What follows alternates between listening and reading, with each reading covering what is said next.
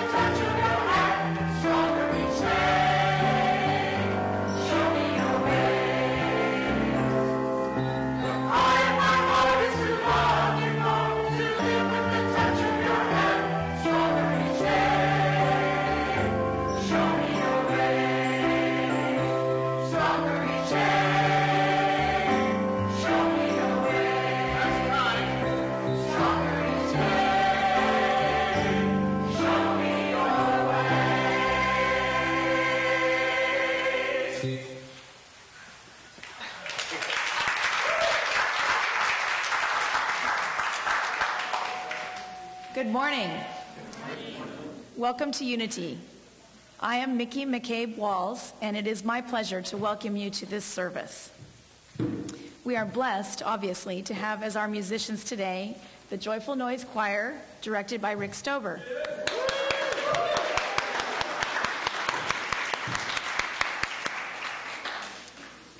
Before we begin our service, please take a moment to turn off all electronic devices, including your cell phone, in case you needed a reminder which electronic devices you might be carrying. Thank you.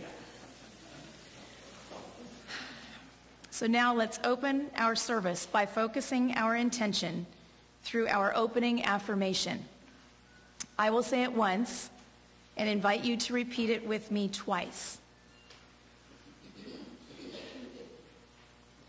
There is only one presence and one power in the universe and in my life, the all-loving goodness of God.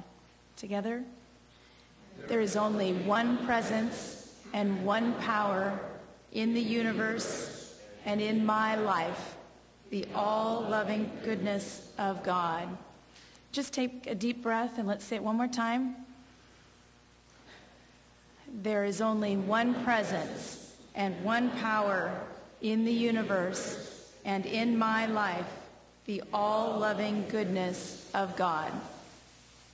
Please join me in reading the statement aloud, our statement of unity found in your bulletin. God's love is within each of us, guiding us to dynamically express our wholeness, wisdom, and abundance. We acknowledge the universal wisdom in the Christ teachings and in all spiritual paths. I now choose to open to the presence of divine love and to be changed at depth. Throughout this sacred time, God is uplifting me and through my heart, the world. And this morning, Greg Weller will be reading our daily word.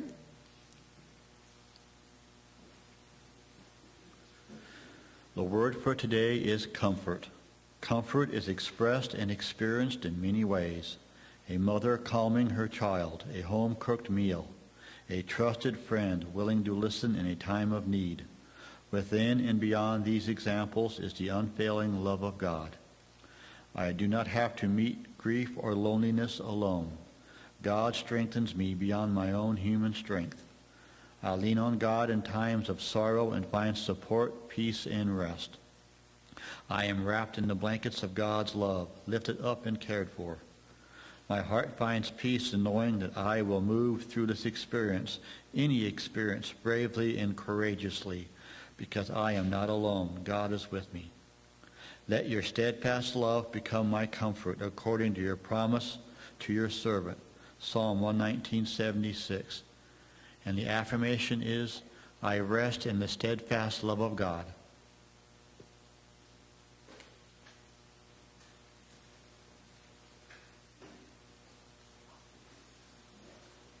Please join us in singing Walk You in Glory.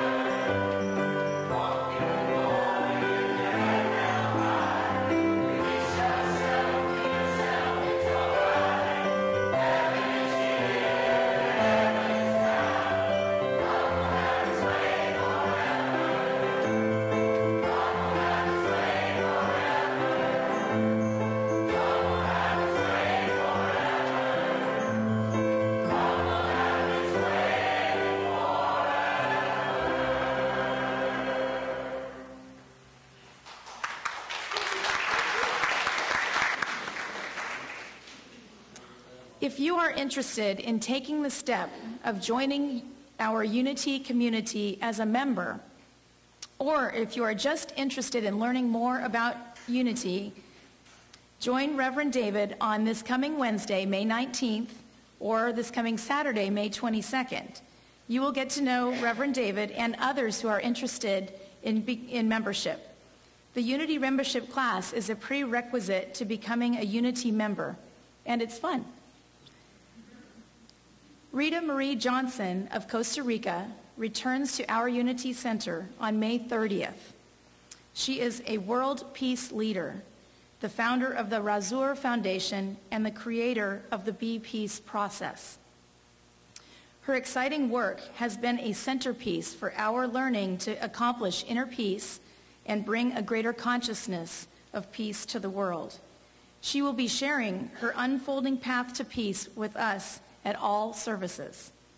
Rita Marie will be meeting with those from our center who have studied Be Peace on Sunday afternoon. And is Kathy Bate here today? Yes. Wonderful, thank you. Good morning, everybody. I'm here to talk about love in action. 10 years ago, we had a wonderful visioning session. It was called 2010, and I was very fortunate to be part of that, and found that my particular vision revolved around the facility. And being a designer, you know, of course, it's whatever's visual for me. And so I decided that I would get involved in whatever way I could as far as helping create that vision of the new building and the new spaces so that it would create a wonderful space for all of us to be in. And so love in action for me is about action and using vision to create. And I think it was really important. I loved when we were able to make a financial commitment as well, because as anybody knows, you can't remodel your house or fix anything up without money. So it's important, and so I was able to contribute money on a regular basis to that, and we'll continue that as you are doing as well. And we all have to be realistic. We live in a material world. But it's also what you do as far as your volunteer time to this center and just really holding the vision of that space completed. And I was over there the other day. I was working with Jeff Cushing and the architect, and we're getting all the finishes pulled together, and it's just fleshing out beautifully. It's going to be so beautiful, you guys. So continue your commitment to being part of this whole experience, and it's just going to lift us. Reverend David's favorite thing is everything has to feel up. So, I mean, you know, we're just raising the roof where everything is going to be visually vertical, just in a beautiful way to elevate our spirits and our whole community. So thank you all for your participation as well, and continuing that. Great. Thank you.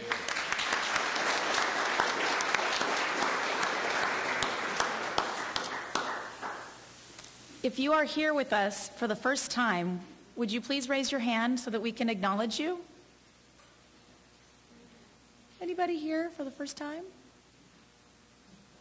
Okay. All right, we're all family. Well, I guess we will bless each other. How about that? All right. So just as God has a design for every shell in the sea, so God has a design for our lives. Just a little reminder, in case you haven't read it in a while. All right, let's send our blessing to each other. We love you. We bless you. We behold the Christ light shining through you. All right. Well, let's stand up and greet each other. Thank you.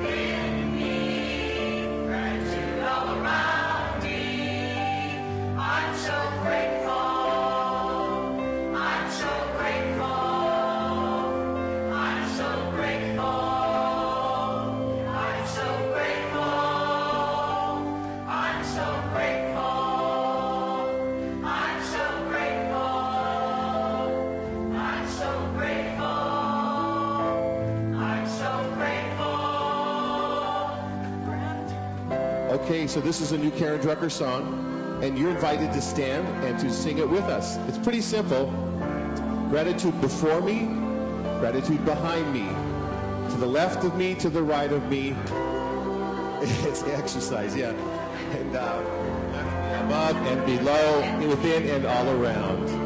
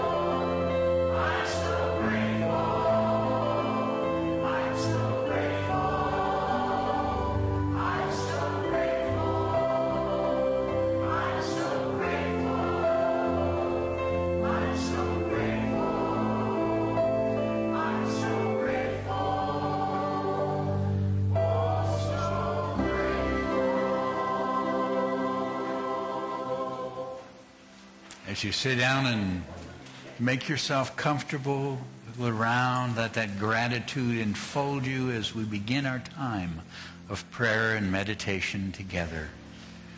As you join in with the music, let it draw you to that beautiful center of your heart.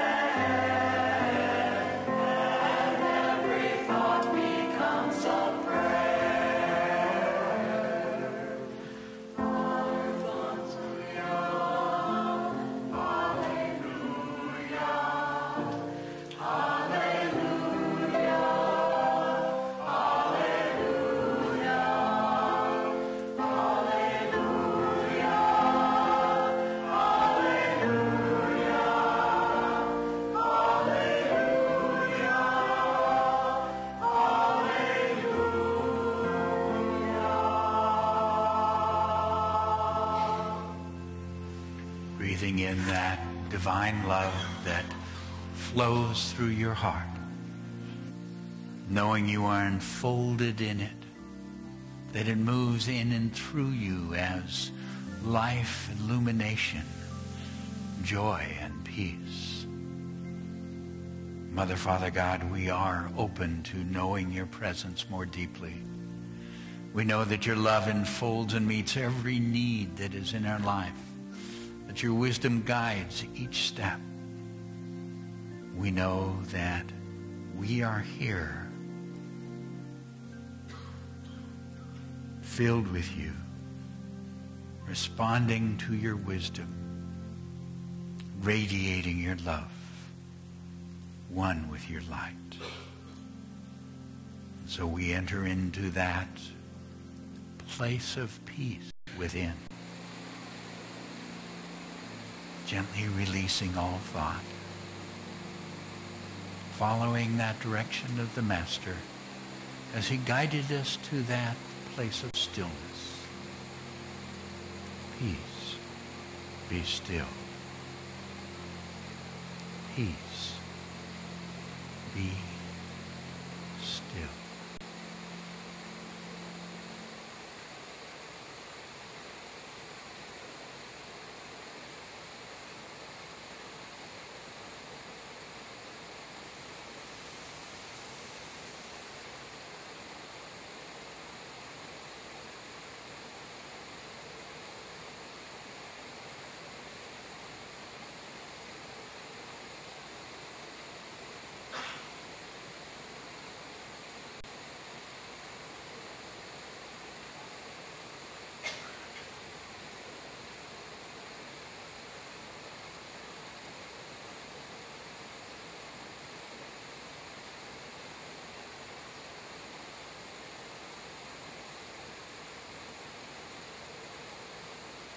Mother, Father, God, infinite love,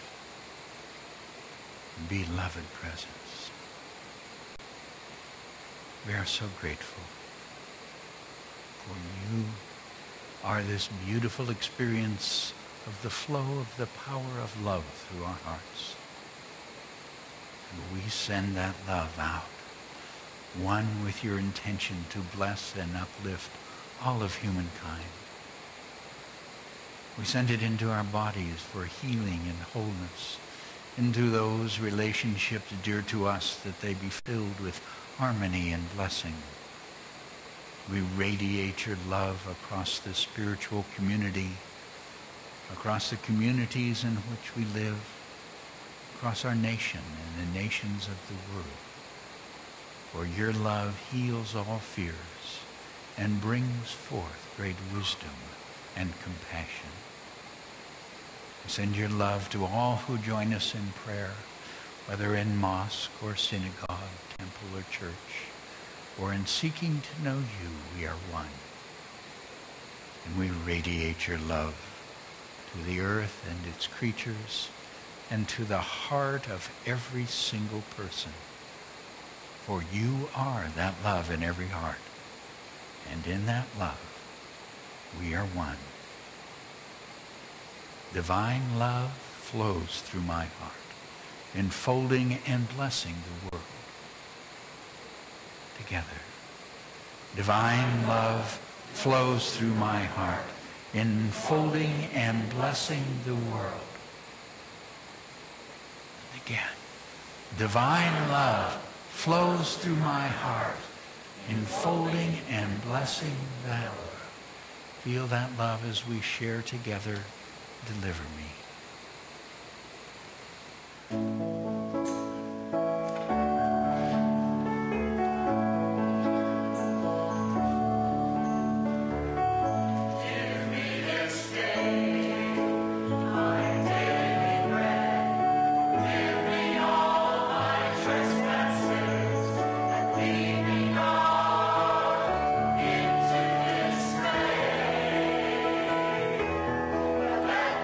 Pray upon the highest hill.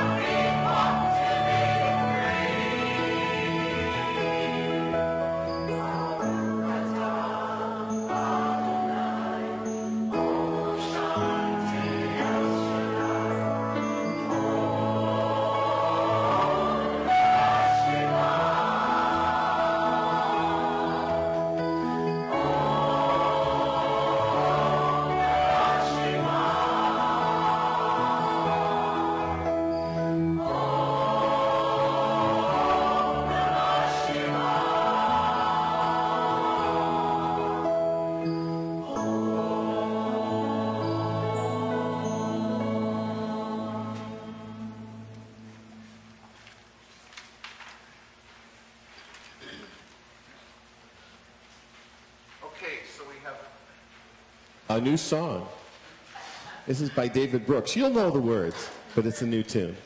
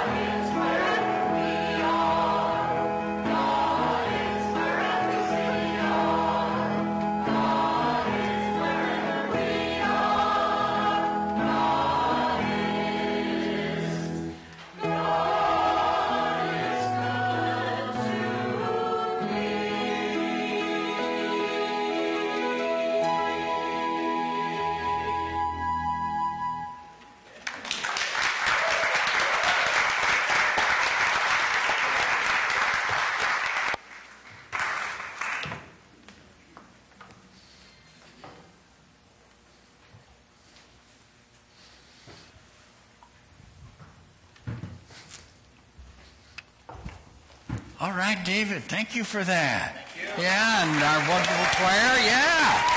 Woo.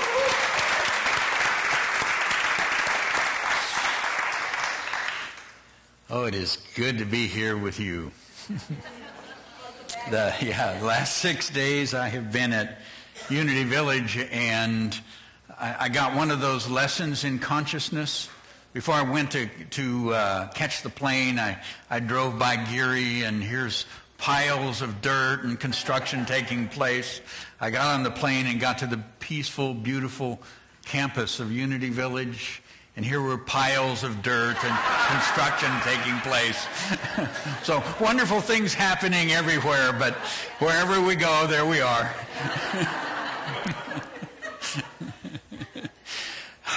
There's a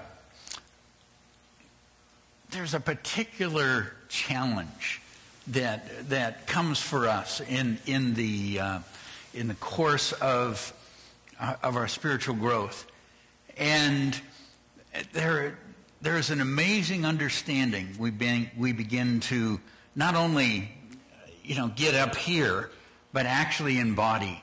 And I want to share with you from one of my favorite writers, Emilie Cady, turn of the century woman mystic, who captures so powerfully our real relationship with what the divine is. And she says, most of us have believed ourselves not only the slaves of circumstances, but also at best servants of the Most High. Neither belief is true. It is time for us to awake to right thoughts and know that we are not servants, but children. And if children, then heirs. Heirs of what? Why, heirs of all wisdom, so that we need not, through any lack of wisdom, make mistakes. Heirs to all love, so that we need know no fear or envy or jealousy. Heirs of all strength, all life, all power, all good. an amazing understanding. And it's one thing to embrace it intellectually and realize, okay, I'm this spiritual being, so I'm a child of God, and therefore naturally I would receive all that God is and be heir to that power, that love, and so forth. But how do you get that so that you embody it, so that it really works in our lives? And I think that's a lot of what spiritual growth is those steps to do that. So every now and then I catch a glimpse of some place where there's a picture of what that experience is that we have, that experience of getting it. And so I want to share with you one of those pictures. It is, if you will, an American fairy tale set in England. Okay, you know, most of the fairy tales I've gotten to share with you have been from really ancient European origins. But this was written by Mark Twain about English kings. So The Prince and the Pauper. And I always thought it as kind of that, you know, fun sort of moralistic tale. And then someone suggested I look a little deeper. And since it was my wife, she knew. Looked at, okay. And it's amazing what's in here. If it's been as long for you as it was for me since I read it, let me go over the details a little bit.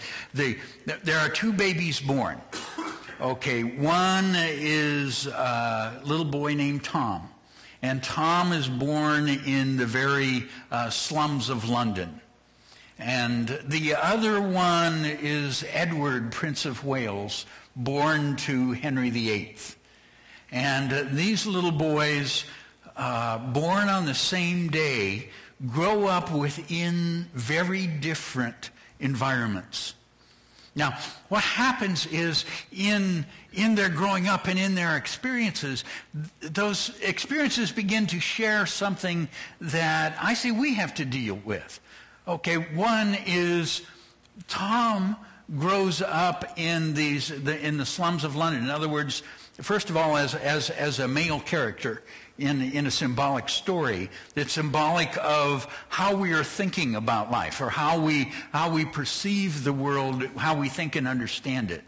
Okay, as opposed to, remember all our princesses that show up in the others. Okay, so this is how we think about life. And so he grows up with the ideas of poverty, of lack, of harm, of powerlessness, of not being of value, that are natural to that environment. And in a sense, that's what happens for us as we grow up in a world and our brains look out and it looks like we are the creature of circumstances, as Emilie Cady said. So we grow up, and though the ideas that contain some of the limited concepts with the third dimensional world seem like they are true for us. They are how we think or experience. At the same time, growing up in the castle is Prince Edward. And first of all, he grows up knowing that he's royalty. Now, the king is the God symbol. Okay, so he is the child of the king. And with that comes tremendous power, abundance, care, appreciation, love, all focused upon his being. Whatever he wants, he can have. Whatever he says happens. And I think, well, when I look at that, I realize, yeah, that spiritual self that we have, that's true for it. I mean, that's what she's talking about there. All that power, all that love, all that abundance is yours. That's a part of us that Prince Edward represents. And there's this other part of us that is caught in Tom's idea, kind of this ego self that grows up interpreting the world as best we can. As the information comes in and we go, oh, that person has power. Somebody took something away from me. I was hurt. I was rejected. And Tom in his world is his father is a thief and is abusive and uncaring of other people. So he sees that pattern in the world around him. And what happens for Tom is he begins to dream of being a prince. Now what happens is there's an old priest in the building where he lives.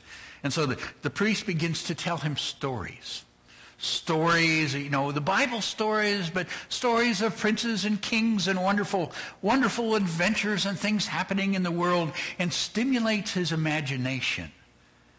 And he begins to have those dreams as he hears about what it would be like to be a young boy and not be this street urchin, but to be a prince. And I think how, as we began that process of awakening, we heard those spiritual ideas that at least began to say to us, there's more. And then we began, now I think of the dream as talking about those points where we were able to maybe touch and experience something beyond what we were seeing, something beyond what our mind was telling us about life. If you think about it, think about the maybe the moments when you were walking along the beach and you're going along, and suddenly there's this quiet serenity, and you feel as though you're connected to so much more. Or maybe you look at a child, and instead of just a little kid playing, your heart fills, and you feel as though you're looking at something that is far more special than you can understand. And that sense of value and specialness goes out beyond you. And you're touching it. You don't need to understand it. But you know that it's more. And that dream has begun. That dream that says there's more to you than you think there is.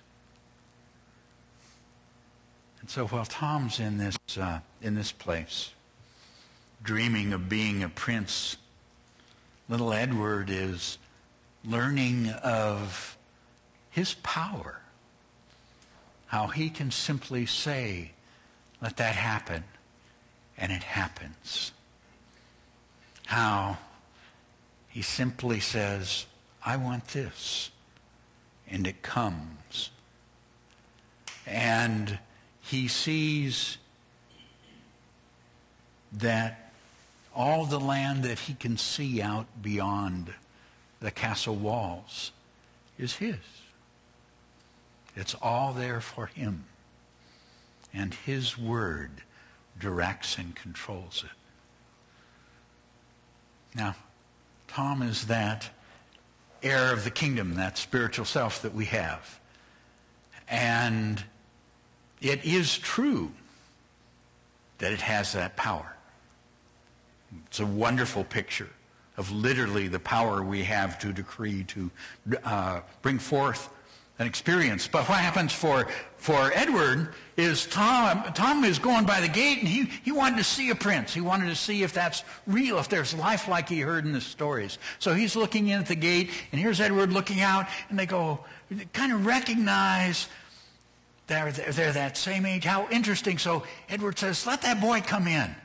So he comes in, and they get talking, and Tom is just awed. He's never seen anything like this. The amazing, beautiful clothes and the opulence around him. And Edward is saying, I want to know what it's like beyond those walls. I want to know what it's like to run through the woods and wade in the creek and get mud in my toes and roll around with the other kids and just laugh and play without somebody being around telling me what I have to do, having to be responsible all the time. I want to know that world too. So they switch clothes, and Edward heads back out as the vagabond, and Tom gets to stay as the prince. And it's very uncomfortable for them both.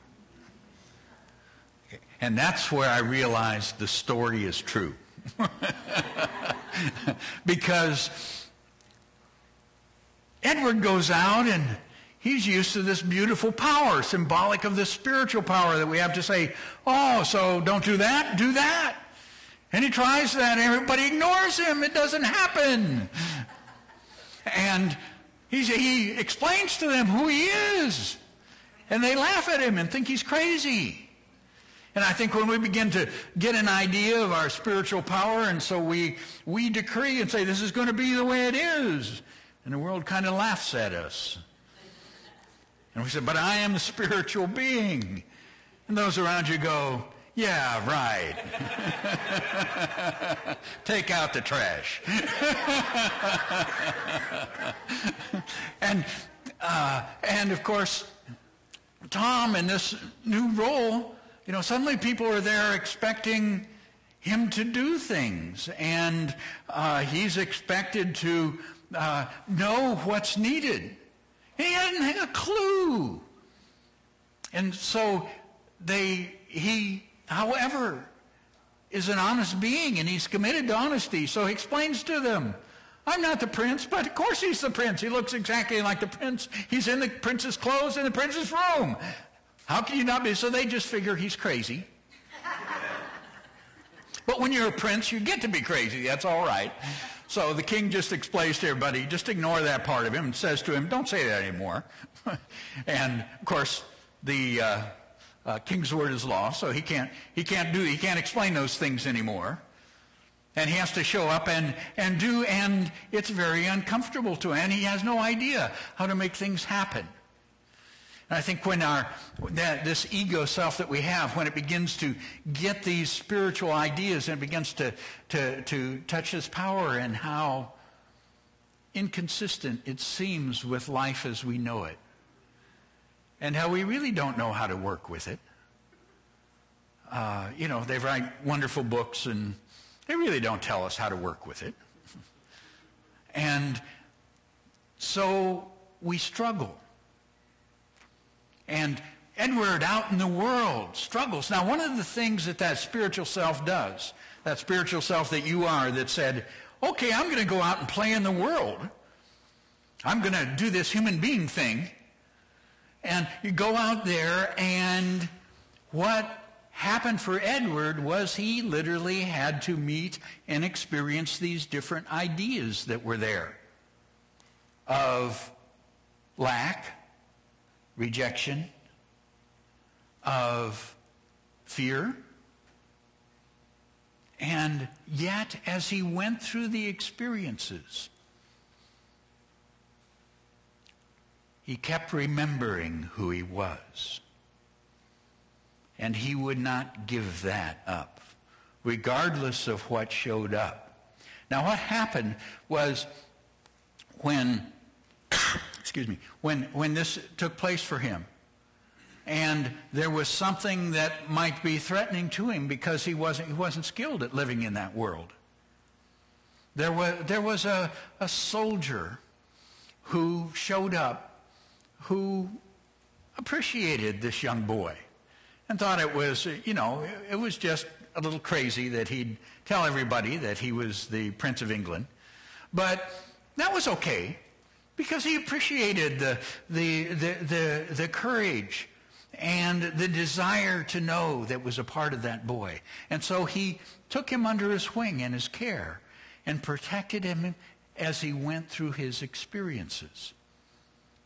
When you journeyed into life, it wasn't that you weren't to meet the experiences of the ideas that were there, both those of abundance and lack, of fear and joy,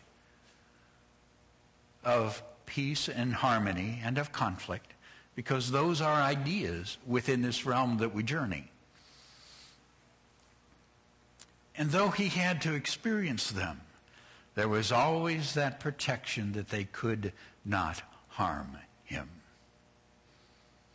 Because whether or not the knight who stepped forward to protect him believed that he was that spiritual being, that he was the Prince of England.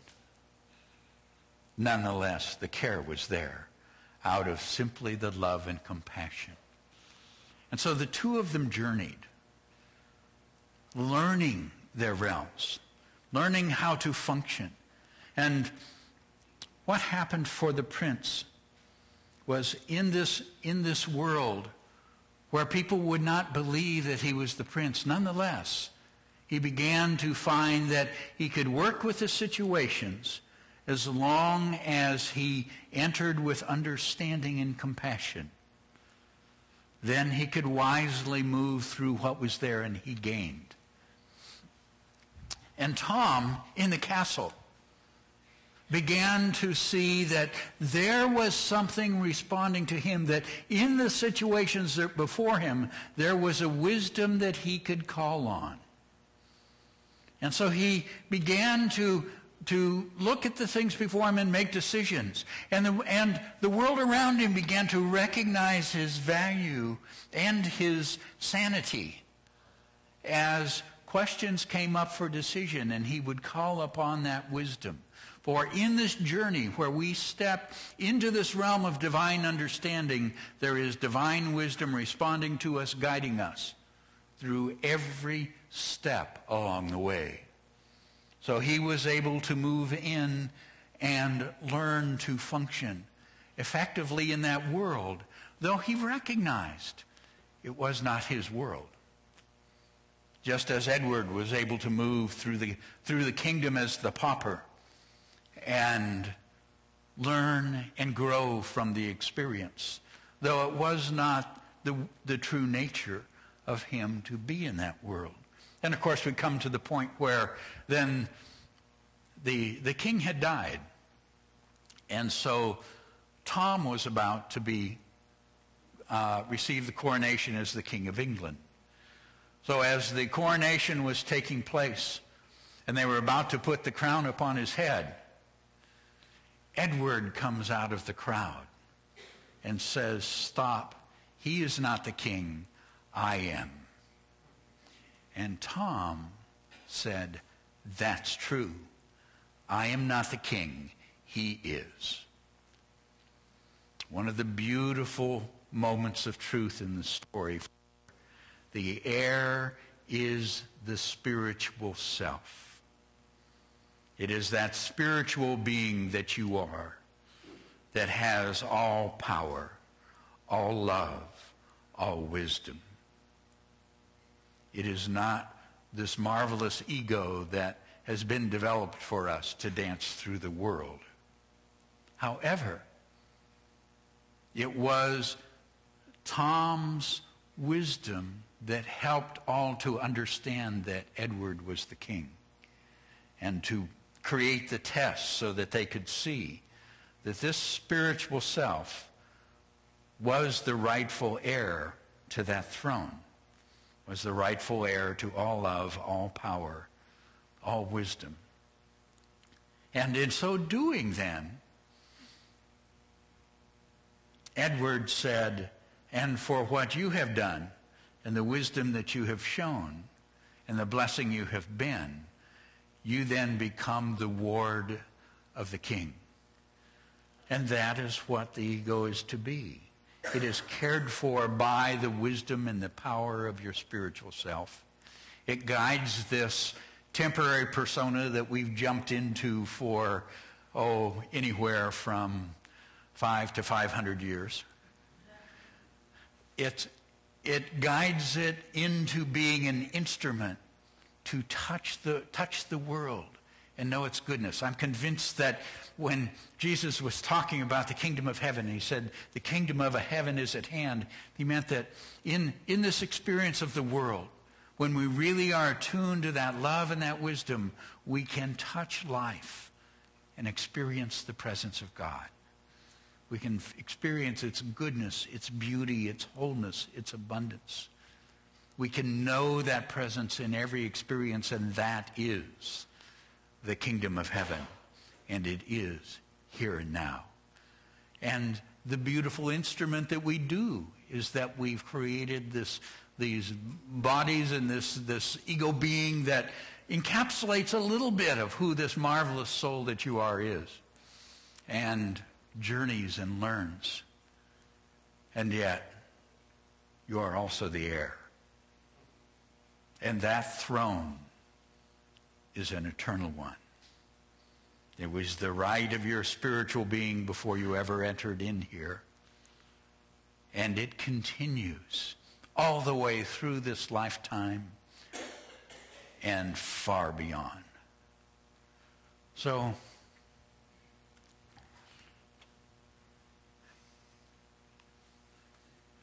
now that you know the story, let me share with you Emilie Cady again. Before I do,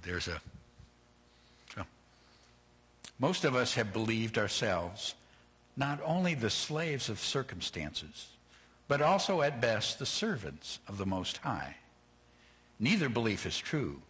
It is time for us to awake to right thoughts, to know that we are not servants but children, and if children then heirs. Heirs of what? Why, heirs of all wisdom, so that we need not through any lack of wisdom make mistakes. Heirs of all love, so that we need know no fear or envy or jealousy. Heirs of all strength, all life, all power, all good. That is who you are. And to embrace it, one of the things, there's a number of scenes in the book where Tom is in this role of prince. And he's amazed by what happens because he is supposed to go out to dine in the city. And so what happens when he goes to do this is people go out before him in a grand parade. They go out celebrating that he's coming.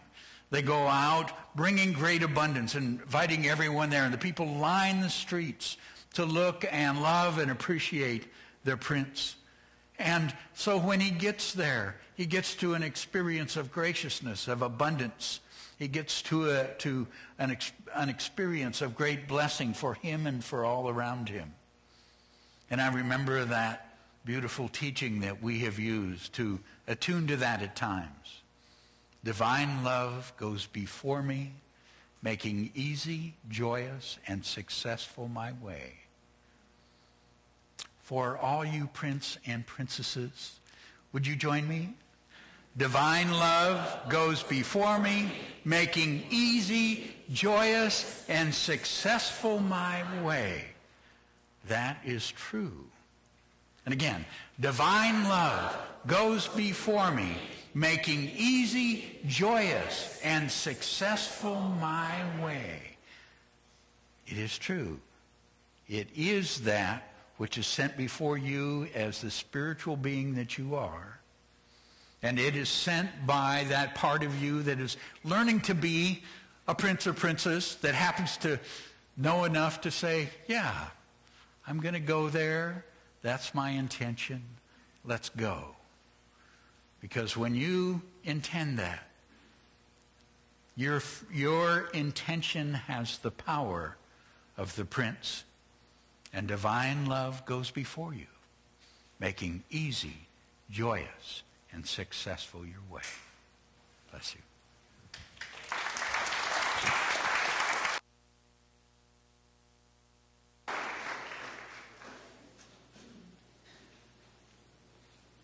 Wow.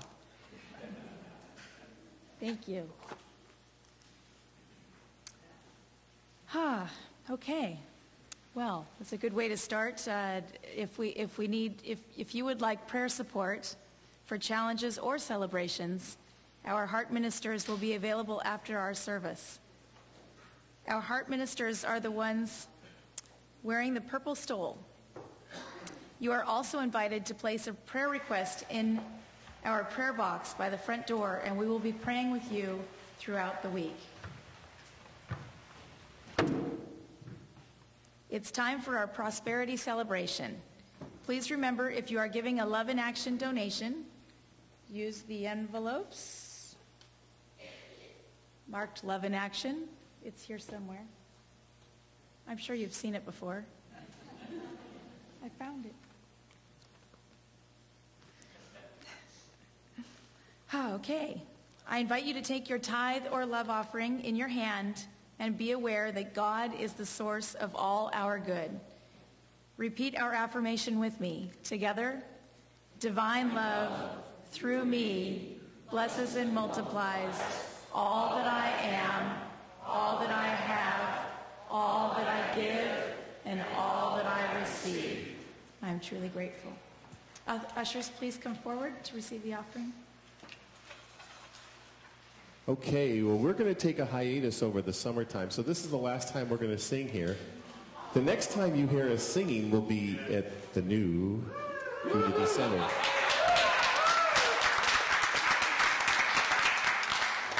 So we're going to leave you rocking out a little bit. Join in.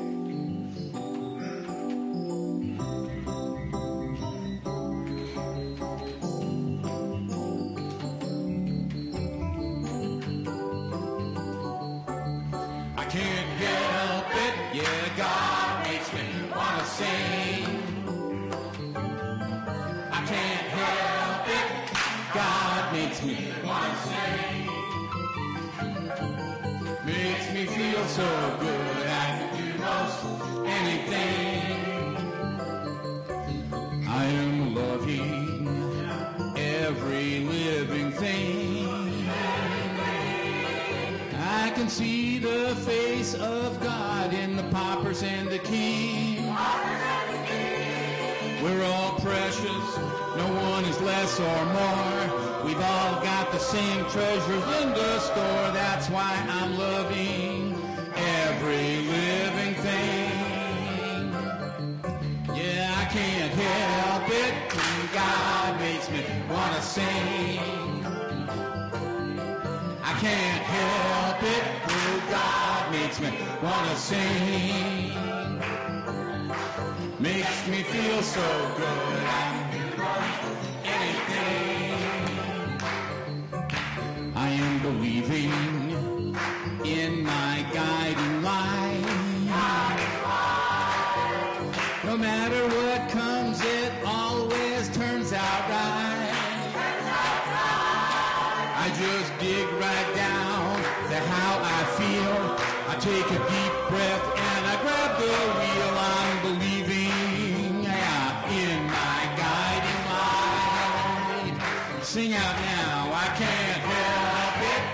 God makes me want to sing and dance and sing and dance. I can't help it. Yeah, God makes me want to sing and dance and sing and dance. Yeah, I feel so good. I can do most anything. I am rising to a higher place. Yes, with the wind at my back and the sun up on my face. I am living my dream a little more each day, and it gets easier to find my way. That's why I'm rising to a higher place. Yeah, I can't help it. Oh, God makes me want to sing and dance, sing and dance. I can't help it. God makes me want to sing and dance, sing and dance. Makes me feel so good. I can do most, anything. One more time, here we go. Yeah, I can't help it. God makes me want to sing. Woo! I can't help it. Yeah, God makes me want to sing and dance, sing and dance. Yeah, I feel so good. I can do most. Yeah, I feel so good. I can do most. Yeah, I feel so good. I can do most anything.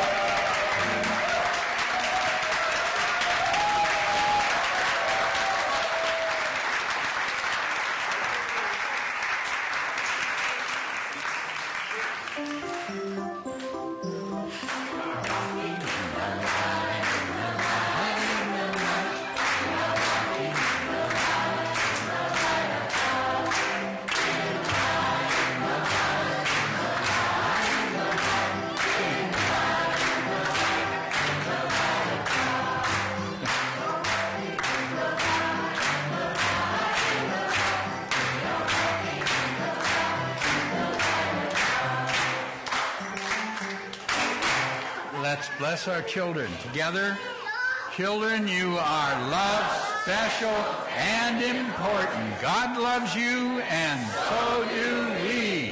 All right. And we receive these gifts, knowing that the true gift given here is that commitment on each of our hearts to touch this world in a way that brings forth its wholeness, its beauty, and its peace. In the Christ joy in each being. Amen. Let's stand and take hand and share together our prayer of protection. Together, the light of God surrounds us. The love of God enfolds us. The power of God protects us. The presence of God watches over us. Wherever we are, God is, and all is well. And our peace song. Words are in your bulletin.